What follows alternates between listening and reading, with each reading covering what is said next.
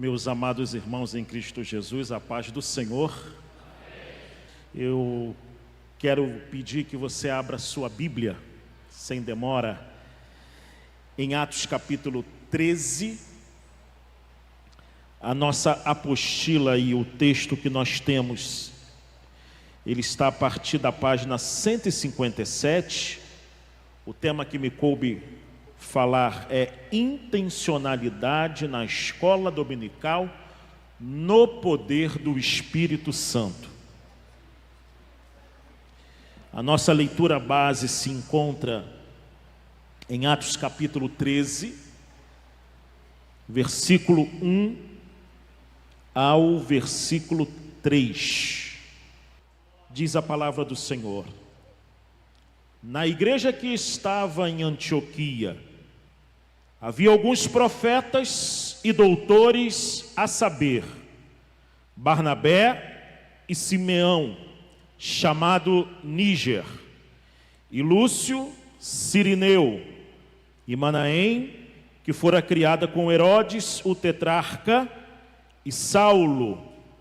E servindo eles ao Senhor e jejuando, disse o Espírito Santo: apartai-me a Barnabé e a Saulo para a obra a que os tenho chamado.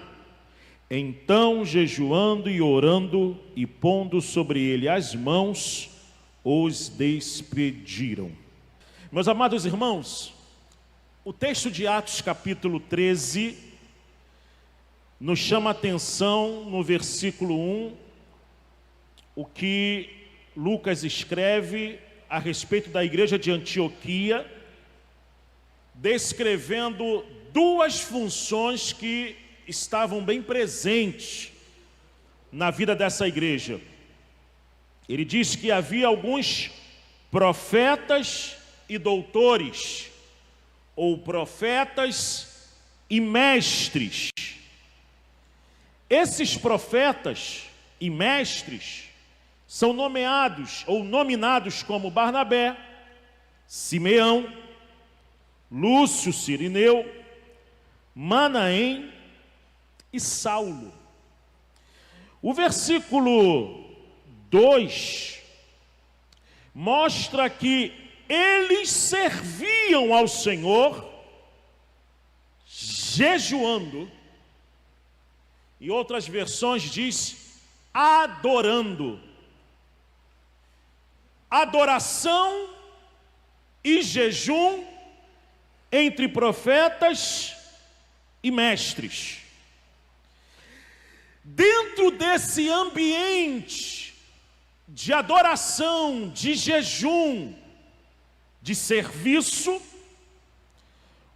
o versículo diz que o Espírito Santo bradou, o Espírito Santo falou: separe a mim a Barnabé e a Saulo para a obra que eu tenho chamado. E o versículo 3 sintetiza que, continuando a jejuar e a orar, os líderes da igreja imporam as mãos e despediram Barnabé e a Saulo. Poucos momentos no Novo Testamento nós observamos uma descrição muito vívida dessas duas funções ministeriais, a do profeta e a do mestre.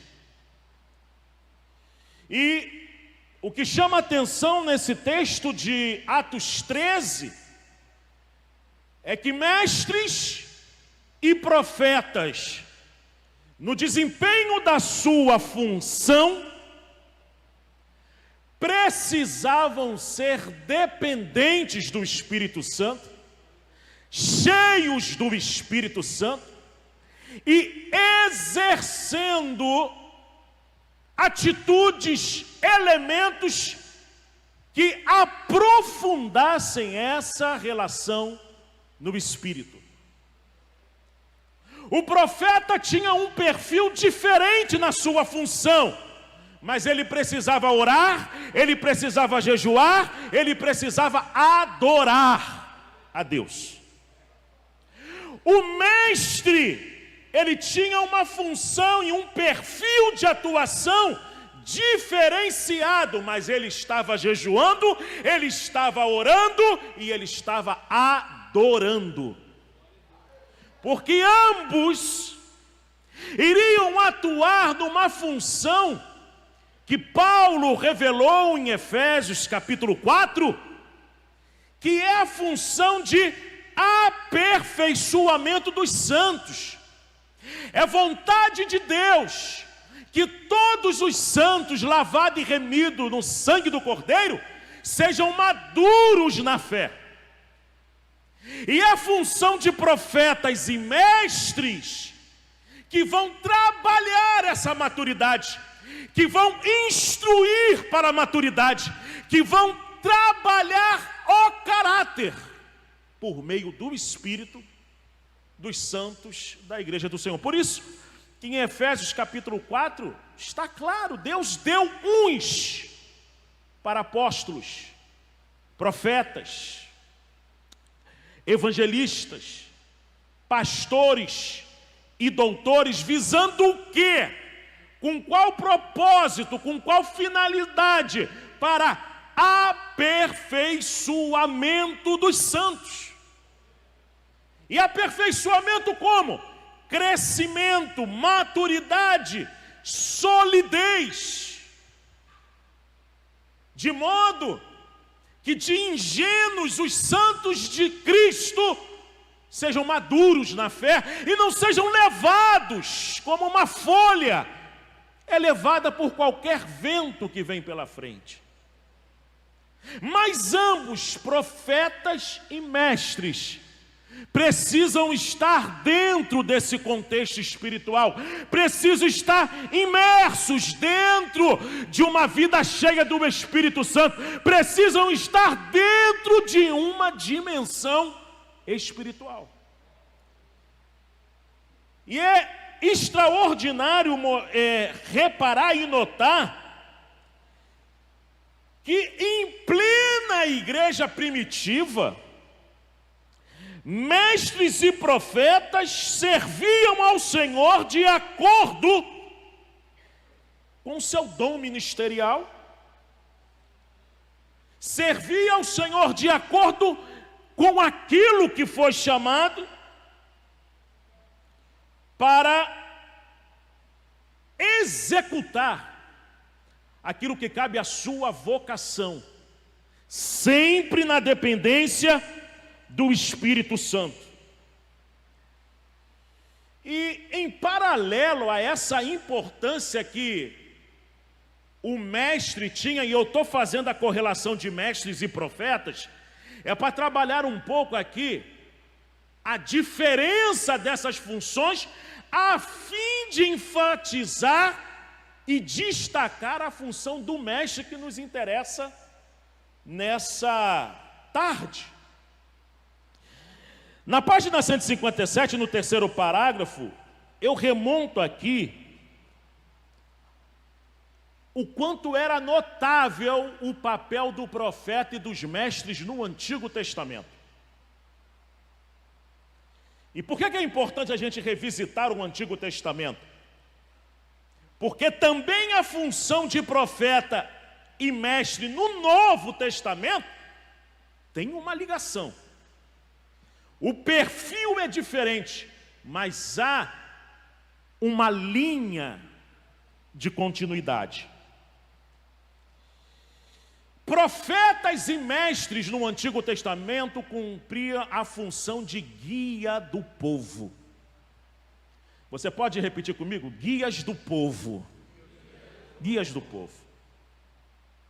O profeta guiava o povo, o mestre também. Não por acaso no Antigo Testamento nós temos toda uma construção de literatura profética. Profetas maiores, profetas menores. Mas também no Antigo Testamento nós temos uma construção de uma literatura de sabedoria. Provérbios, Jó, Eclesiastes, Cantares de Salomão. Perfis completamente distintos,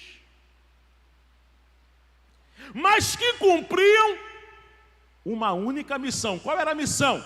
Servir de guia do povo. E é muito interessante que, para ressaltar esse papel e essa função, eu cito aqui umas palavras do rabino Isidore Epstein, de uma literatura sobre uma breve história do judaísmo, onde ele faz uma síntese do papel que profetas e sábios tinham na construção do que ele chama de um espírito nacionalista judeu. E ele dizia assim: foi esta cooperação entre profetas e sábios durante séculos que deu a origem àquela profunda espiritualidade e elevado tom moral que constitui, que se chama de quintessência do espírito nacional do povo judeu. E é verdade, você olha para a formação cultural do povo judeu, você vai ver o quanto que o papel do profeta foi fundamental para que eles permanecessem fiéis à sua cultura como povo, o quanto que o ministério da sinagoga foi essencial com o advento dos fariseus, para que eles também permanecessem unidos na sua cultura, embora não tivessem terra e não fossem mais nação. E prosseguindo essa distinção, e aqui eu acho muito bonito, quando esse rabino ele mostra a distinção de profetas e mestres, mas cumprindo um mesmo propósito. Ele diz assim: o que distinguia o sábio do profeta era o método, diferente em cada um deles. O profeta falava por Deus, o sábio falava pela humanidade. O profeta apelava para a retidão divina, o sábio para a razão humana. O profeta era dominado por um avassalador sentimento de presença divina e das suas ordens, o sábio era impelido para uma profunda preocupação pela sociedade. O profeta está cheio de fogo, de zelo, de paixão, o sábio é desapaixonado, calmo, frio. O profeta está cheio de idealismo, o sábio é o realista que olha para a vida de um modo, de certa maneira, até utilitário. As palavras do profeta são os do pregador eloquente. O conselho que dá o sábio, a do mestre sensato. E é muito interessante saber desse perfil de método de profeta e mestre, porque esse mesmo perfil, ele vai perpassar ao Novo Testamento. Profetas e mestres cumpriram uma função no Antigo Testamento, mas profetas e mestres também vão cumprir funções no Novo Testamento, mas com uma diferença muito mais acentuada. Na apostila coloca que no Novo Testamento profetas e mestres estão presentes, atuando de maneira poderosa na igreja de Antioquia. Então você vê lá os dois presentes, profetas e mestre. O que mostra que tanto um como o outro são dons ministeriais provenientes do Espírito Santo, e o que mostra que tanto o profeta, mas quanto o mestre cristão age na dependência do Espírito Santo.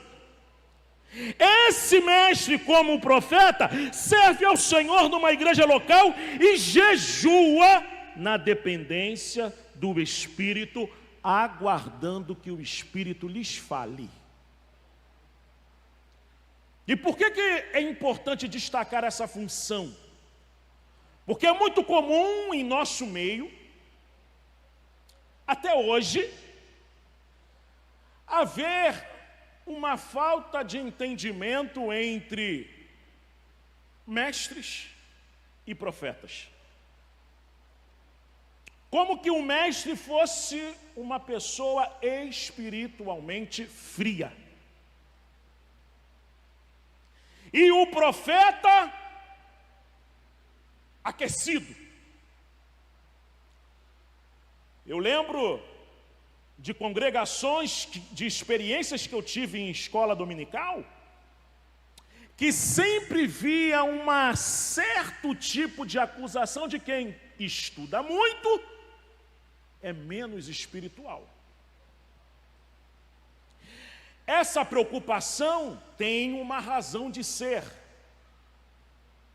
É verdade, toda pessoa que estuda muito, ela vai ser tentada a ser racionalista. E todo cristão que tem uma vocação intelectual, que foi chamado para a vocação intelectual, ele precisa tomar cuidado com o orgulho que a intelectualidade traz.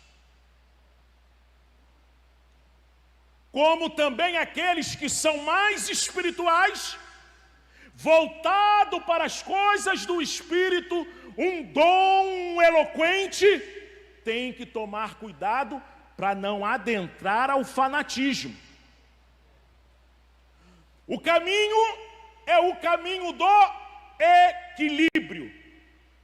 Mas uma coisa é clara do Novo Testamento: tanto o profeta quanto o mestre precisam estar cheios do Espírito Santo para exercer com fidelidade o seu ministério. É um erro a quem exerce o dom ministerial de mestre sem preocupação de seguir disciplinas espirituais. Essa igreja de Antioquia estava cheia de mestres. E mestres que jejuavam, que oravam e que adoravam ao Senhor. Aquele que é chamado por Deus para usar o seu intelecto para a obra de Deus, ele precisa ter o seu espírito, alma e corpo encharcado com a presença do Espírito de Deus. Ele precisa desejar ouvir Deus falar com ele. Ele precisa estar na dependência do Espírito Santo. Exatamente como esses profetas e mestres estavam lado a lado. Costumamos dizer que o ministério de um profeta, ele é um ministério mais instantâneo e mais presente. Daí também um ministério que você vê até resultado mais rápido. O ministério do mestre não. O ministério do mestre não é um ministério muito carismático, mas é um ministério mais ponderado. Seu efeito é difícil de ser demonstrado de maneira instantânea, porém, se bem feito na dependência do Espírito, seus frutos são permanentes. São permanentes. Porque é no ministério do mestre que uma das coisas cruciais são trabalhadas no coração de um discípulo de Jesus. É o seu caráter, são as virtudes, é a coerência de viver a fé dentro de uma sociedade com valores completamente opostos. A função do mestre não é moralista, mas leva em conta a moralidade delimitada na palavra de Deus. é um mestre que fala de moralidade, é um mestre que explica o porquê de uma moralidade e santidade cristã na palavra. É ele, dentro dessa perspectiva, que vai introduzir, vai guiar o povo a crescer na virtude do Espírito de Deus. É o mestre que vai fazer esse intercâmbio entre palavra de Deus, valores de Deus e mundo lá fora, sociedade lá fora. E para fazer esse trabalho com os nossos jovens, com os nossos adultos, esse trabalho não pode ser só no vigor intelectual. Esse tem que ser um trabalho na dependência do Espírito de Deus. Um mestre cristão, ele precisa buscar a Deus em oração. Um mestre cristão precisa buscar a Deus com jejum. Um mestre cristão precisa adorar a Deus. Um mestre cristão precisa ser aquele que está na dependência do Espírito Santo, de modo que ele possa ouvir de Deus o direcionamento que o seu ensino está dando. Eu creio que, do ponto de vista bíblico, a pessoa mais clara a respeito da conjugação de vigor intelectual e vigor espiritual é o apóstolo Paulo. Um homem que falava vários idiomas, que tinha uma leitura cultural do seu tempo, tinha a raiz judaica e a cultura helênica, compreendia muito bem os impactos da política do Império Romano na sua sociedade. Ao vir para Cristo, nós vemos Paulo falando em hebraico, falando em aramaico, conhecendo o latim, vigorosamente intelectual. Mas a esse mesmo Paulo, que em uma de suas cartas ele diz: conheço um homem que foi ao terceiro céu e contemplou coisas inefáveis, dos quais a ele não foi possibilitado que falasse, porque era impossível. Ele viu coisas celestiais. Os mestres que são chamados por Deus para ensinar precisam ter os seus corações apaixonados pelo Espírito Santo. Um mestre que são chamados a ensinar precisa estar apaixonado em falar línguas estranhas na presença de Deus. Não há essa exclusão de manifestação porque eu sou intelectual, muito pelo contrário. Aquele que é pentecostal, sobretudo pentecostal, chamado por Deus, vai exercer a sua função debaixo do fogo pentecostal. Essa é a grande diferença. Inclusive, é a grande diferença do ministério de mestre e profeta do Antigo Testamento.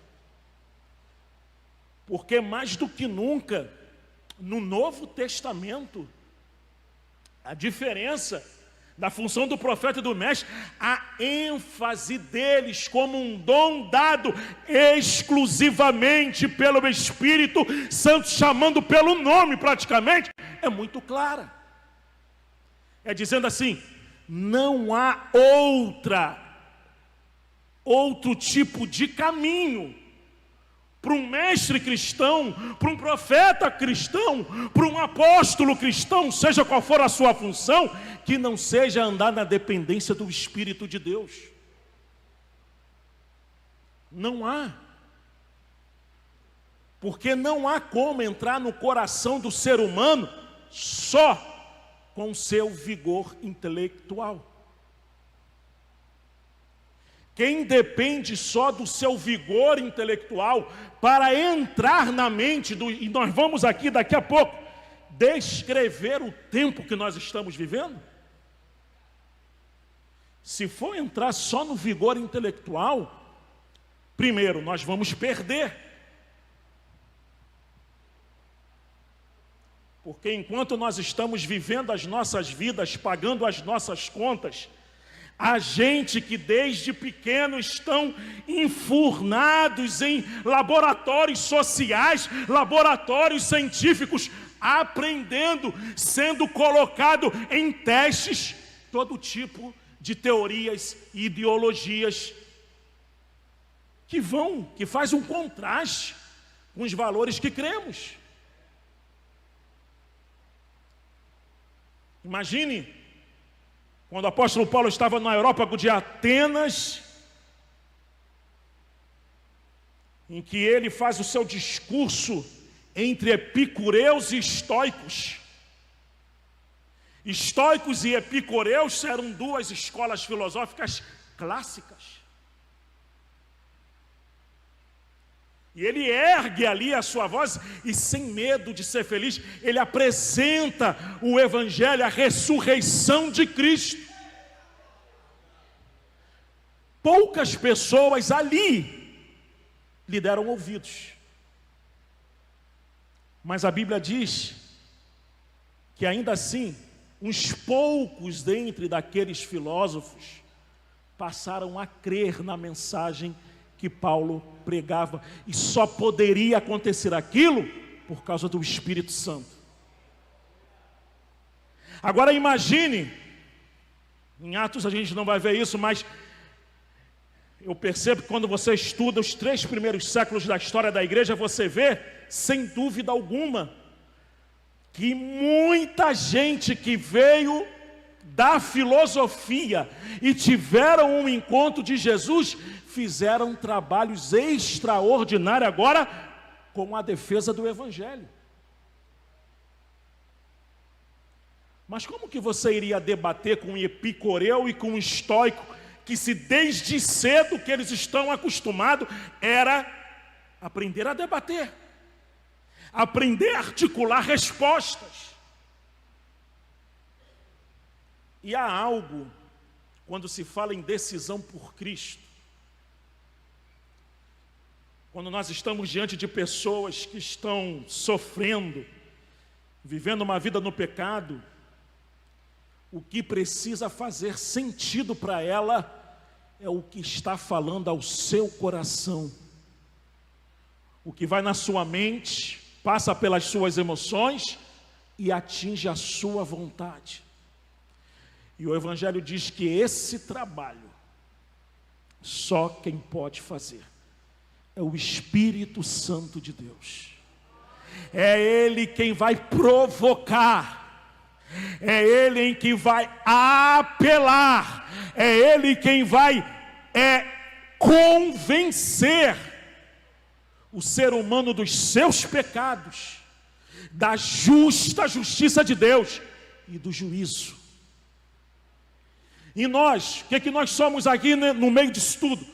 Nós somos instrumentos disponíveis de Deus para facilitar essa mensagem, para facilitar essa transposição de comunicação, para facilitar que a revelação máxima da graça de Deus chegue ao coração de quem precisa conhecer.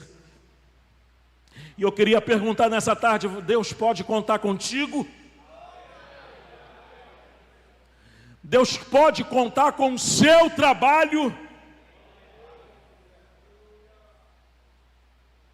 Deus pode contar com você quando um jovem chegar diante de você e te fazer aquela pergunta atribulada que os adolescentes gostam de fazer. E sabe o que vai acontecer? É nos mestres da igreja que ele precisa achar solidez. Mais do que uma resposta intelectual, mas uma resposta de vida com Deus. Irmãos, se tem uma das coisas, dos valores máximos da nossa tradição pentecostal, é que para nós não basta apenas conhecer intelectualmente uma verdade. Mais do que conhecer. E claro, para a gente sentir essa verdade, a gente precisa conhecer, entender, inteligir. Mas mais que entender, a gente precisa amar essa verdade. A gente precisa estabelecer uma relação de afeto com essa verdade. A gente precisa estabelecer uma relação pessoal, íntima dessa verdade. Por que que o batismo no Espírito Santo até hoje está aí presente? Porque é uma verdade. Quem experimentou essa verdade na sua vida sabe que depois da salvação não há experiência igual.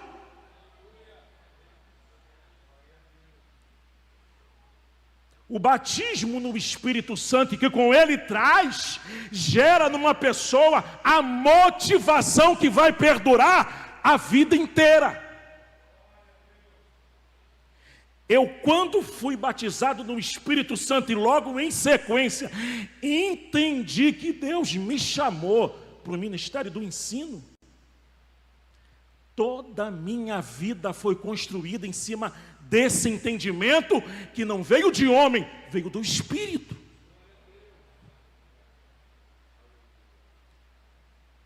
E quantas pessoas hoje vivem sem o sentido da vida, sem clareza. Mas quem tem uma experiência profunda do Espírito, o Espírito traz sentido. O Espírito aponta propósito. O Espírito aponta seta. O Espírito diz: eu te chamei. E enquanto você não colocar a sua vida de acordo com a bússola que o Espírito apontou, você não é feliz, você não tem felicidade, você não tem bem-estar, você não está bem, porque o melhor lugar é estar na direção do Espírito. Rabandabacaios, tiquiachourias, nemenequecia labandabacaioschourias, nomenequecia lambacaioschourias. Nós precisamos de mestre cheio do Espírito Santo, por quê? Porque nós estamos numa cultura onde nossos filhos vão para instituições que desconstrói valores, desconstrói sentidos, deixando no vazio. Por isso que o primeiro tópico, eu coloco desafios que revelam a necessidade de uma escola dominical intencional. Qual é o primeiro desafio? Vivemos num tempo líquido. Aqui eu uso um sociólogo respeitado chamado Zygmunt Bauman, que ele conseguiu perceber uma característica da modernidade tardia, podemos dizer assim, que uns chamam de pós-moderna, mas ele não diz que é pós-moderna, ele diz que é líquida, porque é um efeito da modernidade, que é uma época marcada por fragilidade, imprevisibilidade, incerteza e uma cultura em que nada é feito para durar. Isso é a marca de um tempo presente. E a igreja está presente nesse tempo. Os nossos filhos vão para instituições que é absorvida por essa característica. O que é a agenda da diversidade? A agenda da diversidade nada mais é do que o vazio. A coisa nenhuma. O esfacelamento.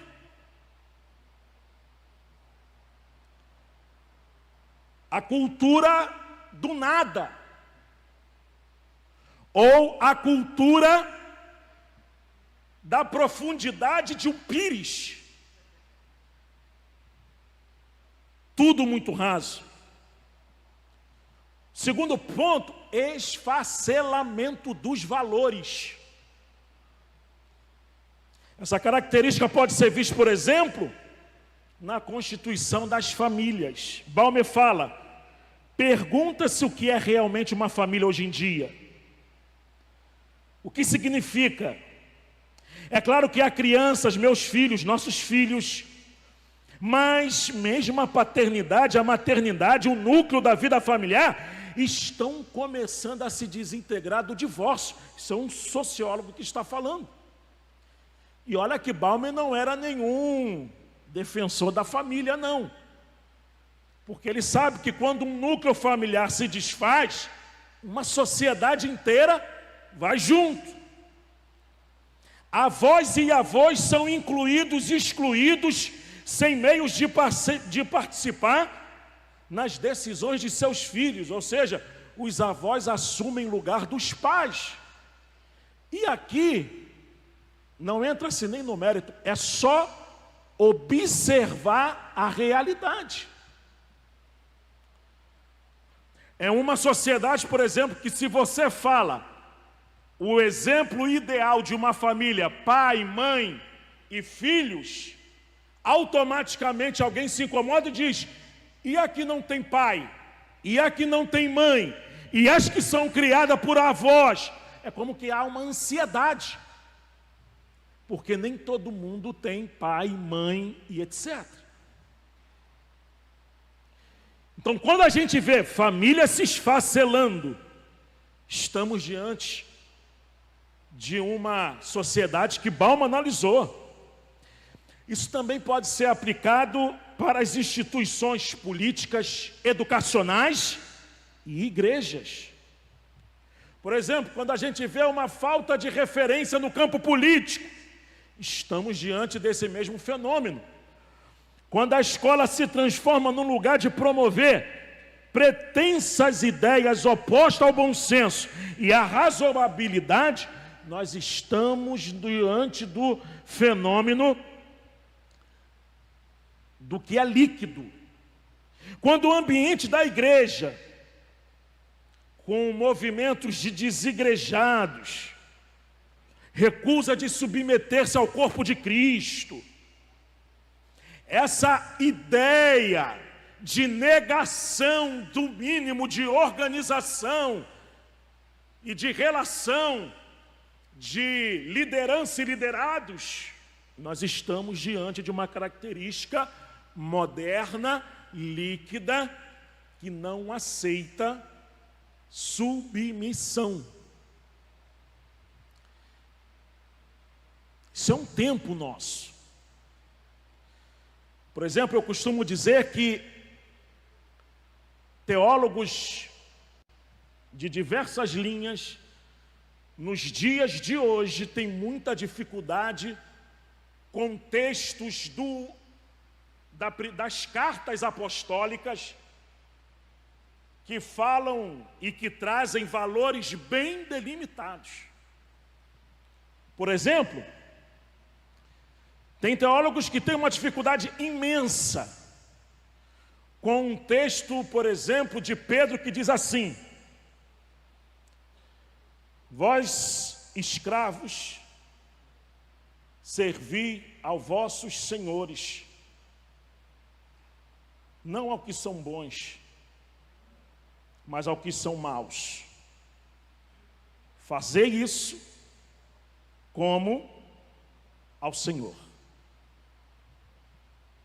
O que um teólogo tipicamente progressista vai dizer? Não. Isso é um texto típico dentro de uma cultura de opressão. E por que vai solucionar esse texto com isso? Porque esse texto joga por terra qualquer ideia de mudar uma realidade pela revolução. Por isso que você vai encontrar a todo momento tentativas de gente falando: o Evangelho de Cristo é uma coisa, o Evangelho dos Apóstolos é outra. Se eu tiver de escolher entre o que Cristo falou e entre o que os apóstolos falaram, eu fico com Cristo. Quem já ouviu isso? Jesus Cristo como a chave hermenêutica.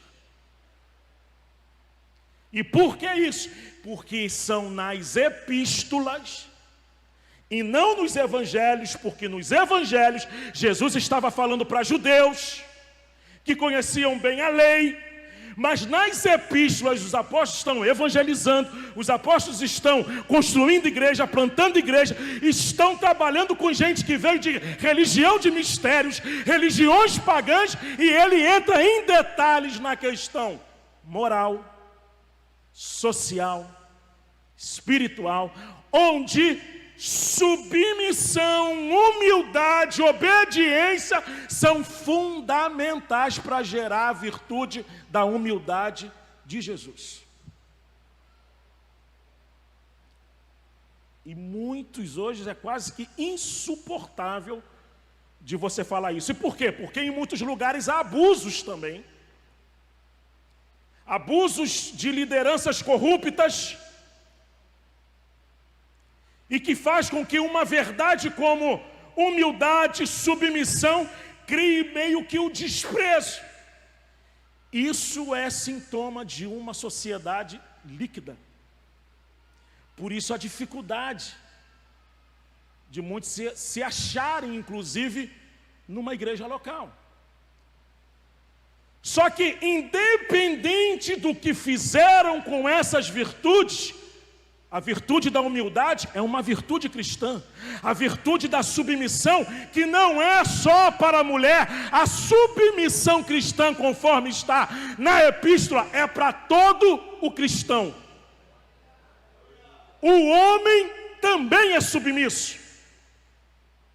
Todo cristão é submisso a uma autoridade, seja ela secular, seja ela espiritual. Por quê? A autoridade, submissão a uma autoridade é uma virtude cristã. E é só pela submissão que é possível gerar humildade. É só por ela. Ninguém se torna humilde sem submissão a ninguém. Alguém tem alguma dúvida que um cristão verdadeiro precisa ser humilde? Quem tem dúvida que é preciso ser humilde? Ninguém tem dúvida.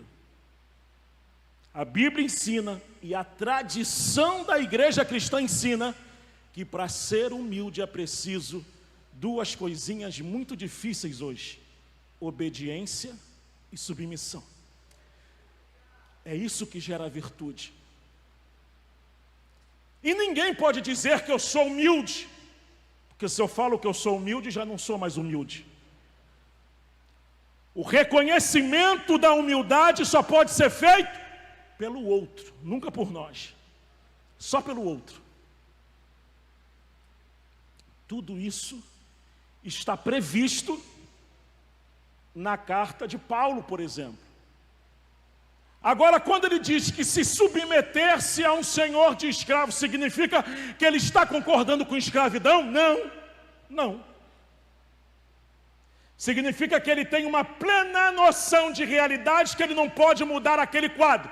Mas a relação de um senhor de escravo crente com um escravo crente muda qualquer tipo de realidade, de opressão. E quem precisa descrever isso? Por que eu estou falando isso? Porque quem precisa explicar isso são os mestres. diante de uma sociedade líquida que só equipara as coisas sobre a famigerada ideia de luta de classes.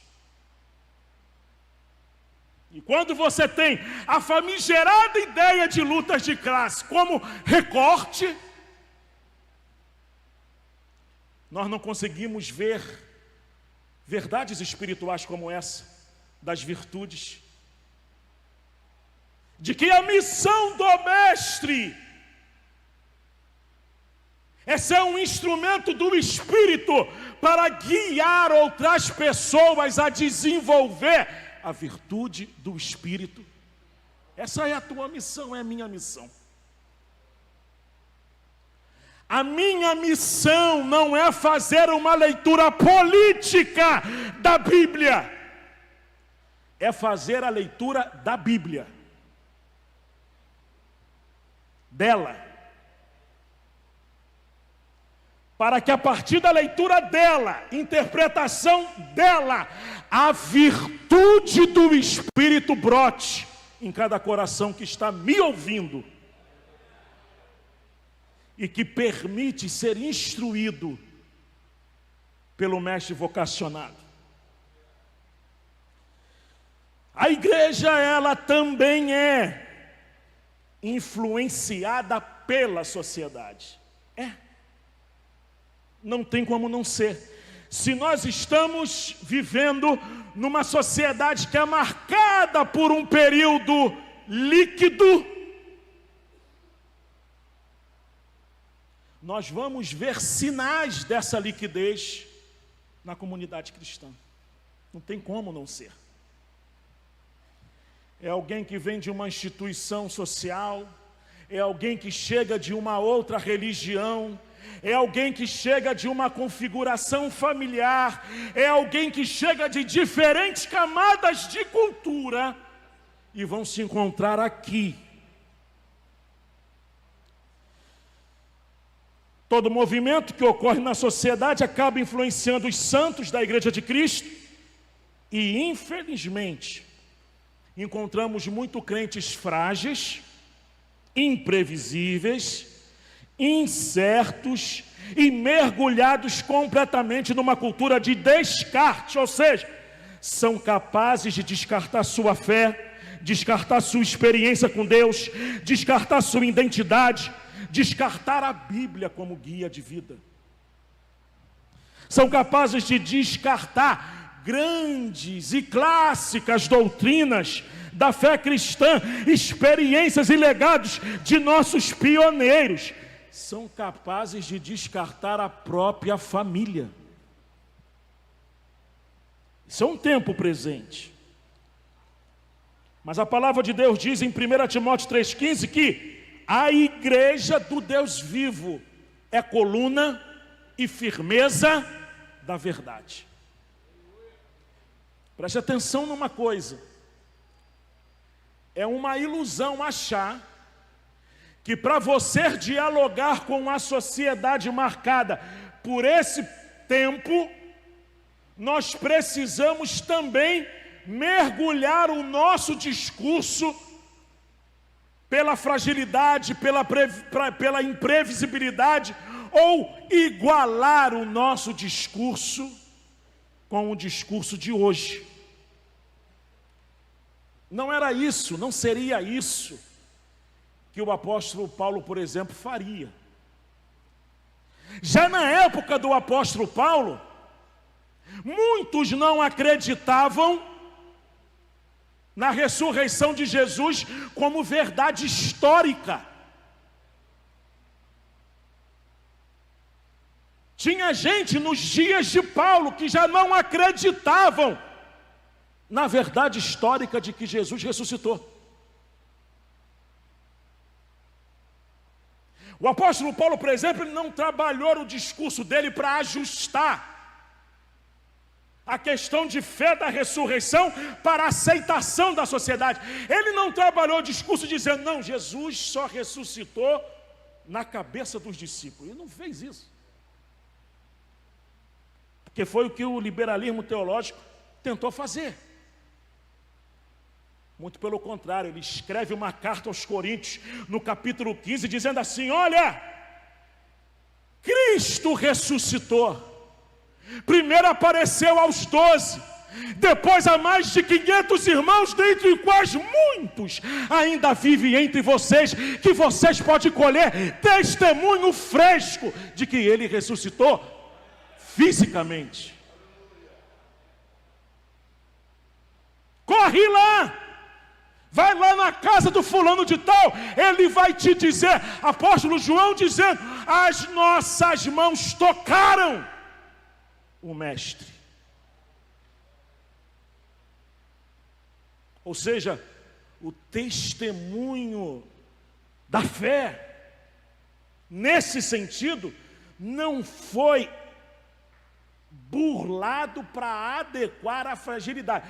Se essa sociedade é marcada por uma sociedade frágil, nós aqui precisamos mostrar o Senhor, o Espírito que traz solidez, o Espírito que traz confiança, o Espírito que traz verdade, o Espírito que traz rocha inabalável.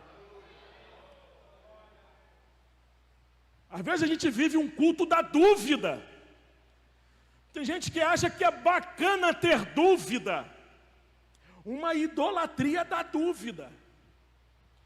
É claro que a dúvida é normal em muitos afazeres, mas no aspecto da fé, a dúvida, dependendo do que seja, é destruição para a alma, é destruição para a vida, é destruição inclusive do propósito de Deus para a vida. Há coisas na revelação bíblica que não pode ter margem para dúvida. A dúvida é um fato, nós vamos ter muitas e vamos buscar resposta. Temos muitas coisas que nós não temos respostas, mas não é só a dúvida. A verdade de Cristo que responde questões que vai mudar a nossa vida. A revelação verdadeira que vai dar um outro suporte à nossa existência. Há muita gente que fica brincando de desconstruir os outros, né? O cara chega e fala assim, não, eu preciso desconstruir isso daqui para fazer uma nova ideia. E nessa brincadeira de desconstruir, você vai vendo gente desconstruindo tudo e perdendo o sentido de tudo. E aqui a palavra de Deus diz, igreja de Deus vivo, coluna e fundamento da verdade. E não é por acaso que o Espírito Santo levanta mestres. E levanta mestres para o quê?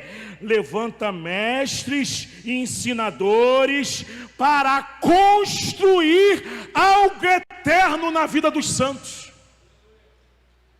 Você e eu fomos chamados para construir o que é eterno. Queridos irmãos, a função de um mestre, de acordo com o Novo Testamento, ela é sempre positiva, ela é sempre construtiva, ela é sempre intensa na construção de um fundamento sólido.